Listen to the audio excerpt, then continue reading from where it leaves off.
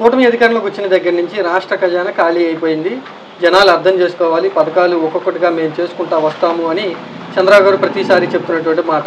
అయితే ఇప్పుడు తాజాగా ఆయన ఉంటున్నటువంటి కరకట్లో ఉన్నటువంటి ఇంటికి కానివ్వండి, లేదా ఢిల్లీలో ఉంటున్నటువంటి ఇంటికి కానివ్వండి, మరమ్మతుల కోసమే దాదాపు మొత్తంగా 3 కోట్ల రూపాయలు ఖర్చు చేస్తున్నటువంటి పరిస్థితి, ప్రభుత్వం నుంచి జీవో కూడా ఇచ్చినటువంటి పరిస్థితి. డబ్బులు లేవు అని చేతులు ఎత్తేసినటువంటి చంద్రబాబు గారు ఇప్పుడు ఆయన ఉంటున్నటువంటి ఇళ్ల మరమ్మతులకే కోట్ల రూపాయలు కేటాయించుకోవడం పట్ల మీరేమంటారండి? కూటమి ప్రభుత్వానికి చంద్రబాబు నాయుడు గారికి చాలా సిగ్గుతో తలదించుకోవాలి అని చెప్పనని మేము అంటాం.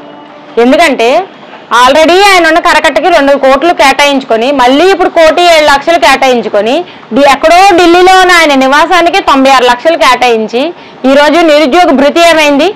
ఈరోజు ఉద్యోగాలు లేక రోడ్డు మీద పడి నిరుద్యోగ భృతి ఇస్తామని చెప్పని కూటమి ప్రభుత్వం అధికారంలోకి వచ్చింది కదా, నిరుద్యోగ భృతి ఇవ్వడానికి మీ దగ్గర నిధులు లేవా? నిధులు ఏమైపోయినాయి? మీకు అంతే ప్రజల మీద మమకారం ఉంటే మీ సొంత ఖర్చులకి మీరు ఉండడానికి మీ నివాసానికి ఆ నిధులు మీరు నిధులు కేటాయించి మళ్ళీ దానికి జీవో జారీ చేసి మరీ నిధులు కేటాయించుకొని వాళ్ళు అనుభవిస్తున్నారు కదా. సామాన్య ప్రజలు ఏం అనుభవించాలి? ఎవరు అర్థం చేసుకొని వాళ్ళకి ఏదైతే హామీలు ఇచ్చారో అవి చేస్తామని చెప్పనని ఎవరు చెప్తారు సమాధానం అని మేము చంద్రబాబు నాయుడు గారిని అడుగుతున్నాం. ఈరోజు మహిళలకి నెలకి 1500 ఇస్తాను అని చెప్పి చంద్రబాబు నాయుడు గారు చెప్పారు. 1500 ఏవండి చంద్రబాబు నాయుడు గారు? ప్రతి మహిళ ఎదురు చేస్తుంది. మాకు ఇవ్వాల్సిన 1500 నెలకి 1500 అంటే దాదాపు కూటమి ప్రభుత్వం వచ్చి 18 నెలలు అయింది. అంటే ఇంకో 6 నెలలు అయితే 2 సంవత్సరాలు అవుతుంది. ఏం వెలగబెట్టారు మహిళలకు వచ్చి? 1500 చొప్పున ఈ సంవత్సరం 2 సంవత్సరాలకి సంబంధించి మీరు ఎంత బాకీ ఉంటారు మహిళలకి? ప్రతి ఒక్క మహిళ ఈరోజు ప్రశ్నిస్తుంది. నెలకి 1500 చొప్పున మీరు ఈ 2 సంవత్సరాలు మహిళలకి ఇవ్వాల్సిన అవసరం ఉందా లేదా? మహిళలకి ఏదైతే హామీ ఇచ్చారో ఆ బాధ్యత నెరవేర్చాల్సిన అవసరం ఉందా లేదా అని చెప్పని మేము కూటమి ప్రభుత్వాన్ని సూటిగా అడుగుతున్నాం. ఈరోజు రైతులు రోడ్డు మీద పడుతున్నారు, వైద్యులు రోడ్డు మీదకి వచ్చారు, నిరుద్యోగులు రోడ్డు మీదకి వచ్చారు, మహిళలు రోడ్డు మీదకి వచ్చారు. ప్రతి ఒక్కరు ఆటో డ్రైవర్లకి 15,000 అని చెప్పానని అరకొరగా మొన్న గ్రాండ్గా విజయవాడకు వచ్చి ఓపెనింగ్ చేశారు కదా. ఎంతమందికి కేసులు రాసి ఎన్ని ఫైన్లు కట్టించుకున్నారు చంద్రబాబు నాయుడు గారు? మీరు ఎంతమందికి మీరు కేసులు రాసి ఎన్ని ఫైన్లు కట్టించుకున్నారు? ఒక మాట మీరు చెప్పండి. ఏదైనా సరే కొద్దిగైనా సిగ్గుండాలి కదా కూటమి ప్రభుత్వానికి. సూపర్ 6 సూపర్ హిట్ అయినాయి అని చెప్పనని మీరు సభలు సమావేశాలు పెట్టుకొని నారా లోకేష్ డప్పు, చంద్రబాబు నాయుడు గారు డప్పు, నారా లోకేష్ చంద్రబాబు నాయుడు గారు, పవన్ కళ్యాణ్ డప్పు, ముగ్గురు డప్పు కొట్టుకోవడం తప్ప ప్రజలకి ఇది చేసాము, సూపర్ 6 పథకాల్లోని మేము ఈ హామీ ఇచ్చాము, ఈ పథకం ఎంతమంది అర్హులుంటే అంతమందికి మేము అమలు చేశామని చెప్పే దమ్ము ధైర్యంగా మీరు ఏదైనా సరే చెప్పగలిగారా? ఈరోజు ఎమ్మెల్యేలు ప్రజల్లోకి ఎందుకు వెళ్ళట్లా? కూటమి ప్రభుత్వం ఎమ్మెల్యేలు ప్రజల్లోకి ఎందుకు వెళ్ళట్లా? ఆనాడు వైఎస్ జగన్మోహన్ రెడ్డి గారు వైఎస్ఆర్సీపీ పార్టీ ప్రభుత్వం ఉన్నప్పుడు గడప గడపకు మన ప్రభుత్వం అని చెప్పానని ఎమ్మెల్యేలు ప్రతి ఇంటికి పంపించారు కదా. సమస్యలు తెలుసుకోమని చెప్పారు. వాళ్ళకి ఏ పథకాలు అయితే హామీ ఇచ్చామో ఆ పథకాలు నెరవేర్చామో అని చెప్పనని వాళ్ళకు పాంప్లెట్ ఇచ్చారు కదా.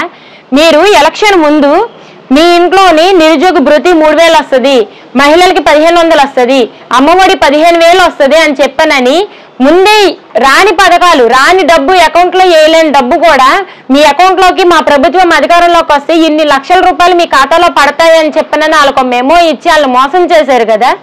ఈ రోజు మీరు గడప గడపకి మీ ఎమ్మెల్యేలని ఎందుకు పంపించట్లేదు? చంద్రబాబు నాయుడు గారు సమాధానం చెప్పాలి. ప్రజలు ఓట్లేశారు కదా, సమాధానం చెప్పాలి కదా. ప్రతి ఒక్కరు ఎమ్మెల్యేలు ఈరోజు ఏ గడప దగ్గరికి వెళ్ళినా చీపురు కట్ట చాట్లతో కొడతారు. ఇది మాత్రం కన్ఫర్మ్. నిరుద్యోగులు కనబడితే నువ్వు నాకు ఇస్తానని నిరుద్యోగ భృతి ఏమయ్యింది అని అడుగుతారు. అమ్మఒడి ఎంతమంది పిల్లలు ఉంటే అంతమందికి వేస్తానని చెప్పానని 15,000 వేస్తాను, కటింగ్లు ఉండవు అని చెప్పానని 13,000 కటింగ్ వేసి 2 ఉంటే ఒకరికే వేశారు. కంపల్సరిగా ప్రతి మహిళ కూడా నిలదీసే పరిస్థితి అయితే వచ్చిద్ది అని చెప్పానని మేము మిమ్మల్ని హెచ్చరిస్తున్నాము. ఖజానా ఖాళీ అని ఇలా దుబారా ఖర్చు చేయటం గురించి ఏమనుకుంటున్నారు?